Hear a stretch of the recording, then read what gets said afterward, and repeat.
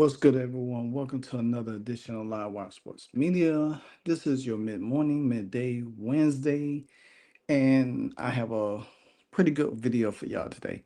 So, nonetheless, now we know for a fact that the Indiana Fever sham investigation led in false accusation to racism has been concluded on yesterday. And the WNBA had issued out a statement, which is right here, saying that the WNBA today issued a following statement regarding the Chicago Sky at the Indiana Fever game on May 17th, 2025.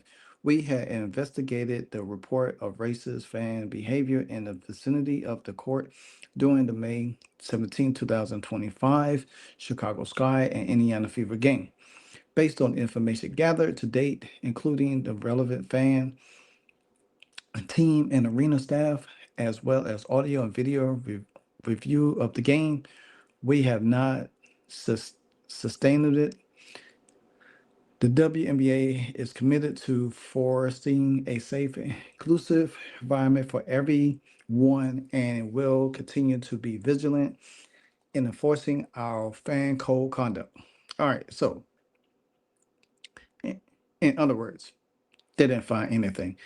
I don't like the style real quick, and I'm about to change it on y'all real fast. All right, boom. There it goes. I didn't like that. It was too condensed for me. So, with that being said, now we know ESPN always quick at the draw to jump on the narrative, jump on the story, to where it seems like they can't help themselves. And Chiney Ogwumike, whose sister plays in the WNBA and is the owner board of the WNBA PA, Nika Umake. Shanae is an analyst on ESPN, and she has been given awful takes.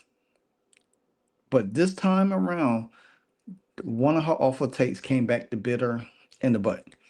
Because not only that the league didn't find anything, she came out with a statement last week and on ESPN. But I'm going to let y'all take a listen for this part first. Comes growing pains. I don't want to live in a WNBA where I believe all fans are bad or most fans are bad or certain fans of certain teams are bad. I can't live in a WNBA like that. But still, you have to understand that there is some language from maybe a few bad actors that were caught up in microphones or by the ears of players that were out of bounds, which caused the WNBA to make an investigation. So she said she said that on her podcast show, which she has a podcast show called the Shanae Show. But she also took the first take on ESPN and said the same thing. Now, why would you come out making a statement when you don't even have the factual evidence? Because I heard the same noise that was at the Fever game, at the Atlanta Dallas Wings game over the weekend. And then you have Brittany Griner with her slur racial marks, but nothing was said about it. But see, the thing about it is they all want to continue to paint the Indian, and let me make this clear. It don't even matter what team Caitlin Clark had went to. It don't really doesn't matter because they would have just labeled that fan base racist. She could have went to the Aces. She could have went to the Connecticut Sun. She could have went to the Atlanta Dream. She could have went anywhere.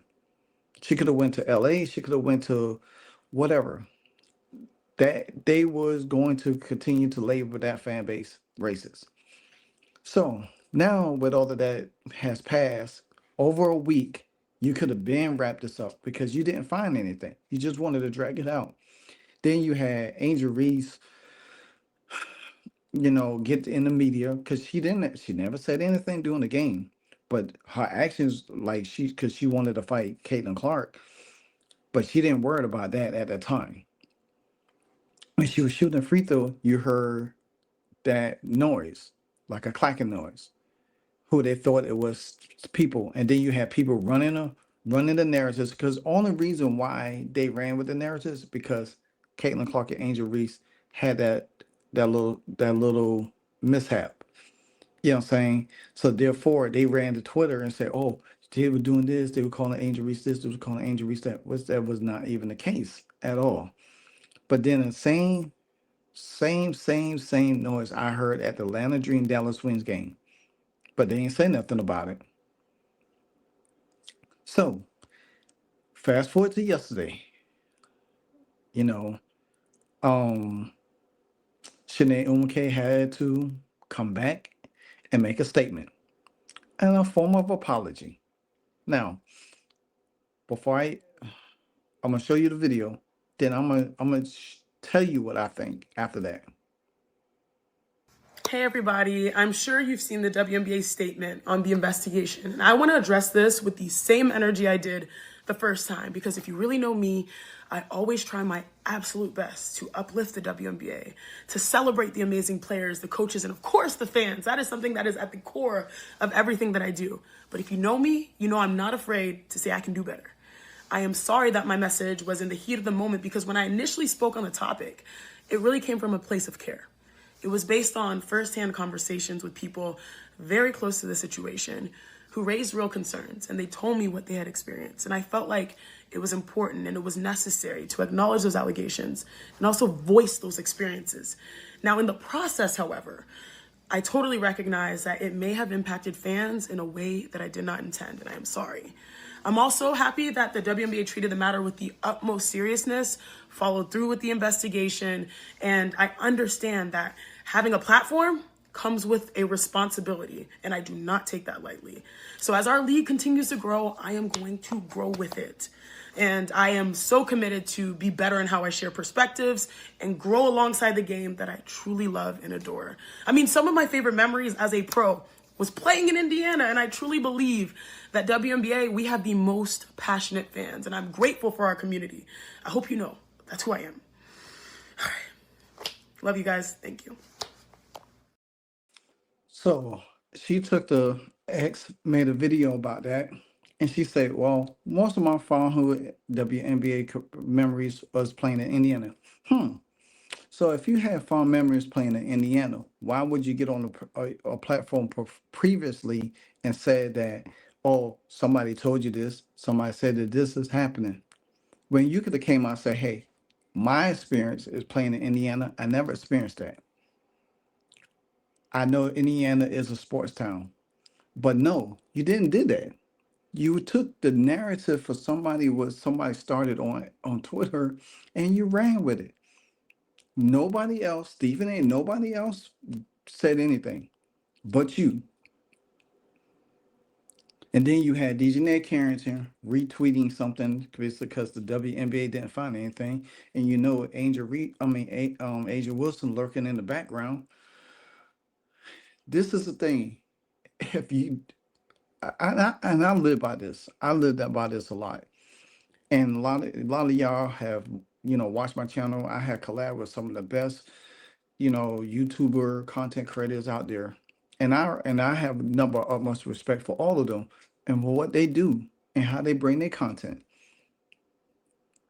I would never ever bash somebody, or if I hear something about a content creator, me personally, I bring it to their attention.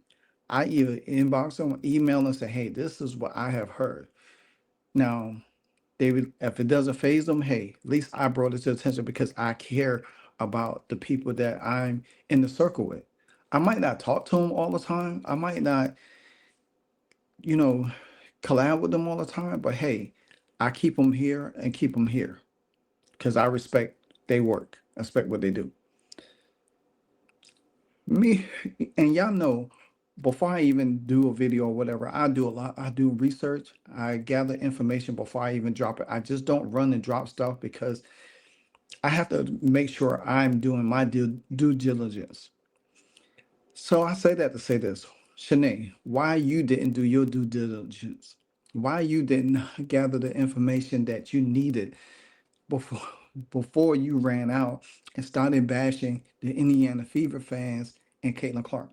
Now, big props to Jacqueline Jones because after Saturday's game, she was interviewed And she said, Indiana, she said, you got to be ready to come and play in Indiana because Indiana has the greatest fans and the greatest culture. Jocko Jones, I know you're a free agent, and I do hope you become an Indiana Fever because that fan base will love you and shower you with nothing but love. You see how they did Dewana Bonner, Sophie Cunningham, Natasha Howard, even Sidney Colson, even Breonna Turner. So I say this to say that if you don't have all the information, then don't say anything. Stop running all with the narratives because as soon as somebody says something racist, that's what triggers you and you run it with it and then you start saying all of this and then you have to come back and make a form of apology. Now, I always been told, don't never fall for the banana in the tailpipe. And you know why? Because even though Chiney Ogwumike apologized, she was forced to apologize, like many has, because when they come up with bad information. I the WNBA should come out with a formal apology too and say, hey, you know, but they're not. But I think Chiney Ogwumike should go on First Take. I think she should go on her platform because I seen Stephen A. done it a minute. I see Stephen A. Smith does it a million times, where he says something, he will go on First Take apologize, he will go on his podcast apologize, or whatever the case may be. I think she should apologize on First Take today, this morning. I think she should apologize on her podcast, give a formal apology, not just on X, even though that's a start. And um I think that others like a Cheryl Swoops and all of them could learn from her.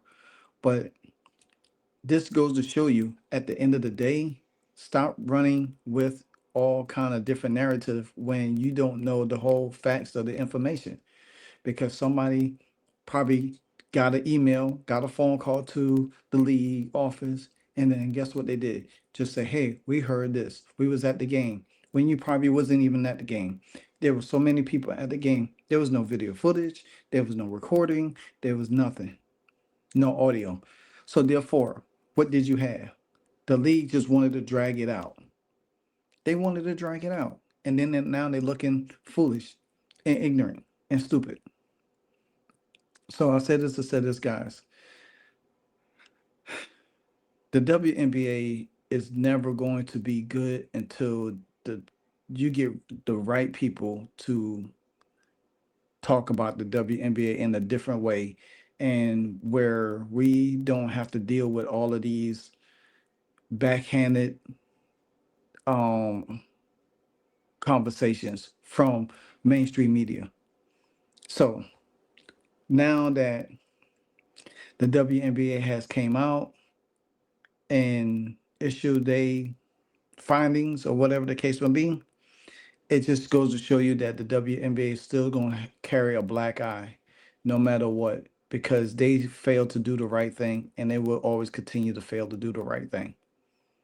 But for Chiney Ogwumike, I hope this is a lesson learned to you that at the end of the day, just gather the information before you jump on your soapbox and start spurring out information, because you definitely owe apology, more of one of apology to the Fever fans and to Caitlin Clark. So this your this is your mid morning midday Wednesday Live Wire Sports Media coming at you. You know what it is, because if you don't know, now you know. Enjoy your day, guys. Hey, so amazing. You see how they playing? Live Wire, it's all about sports and entertainment. You don't want to miss it, so official like you never seen. Keep it going till the whistle blowing from the referee. Everything from highlights and stats. You know that we gotta run it back, whether on the field or the court. You know that this is where it's at. Subscribe, no delaying. This is Live Wire. entertainment. Let's go.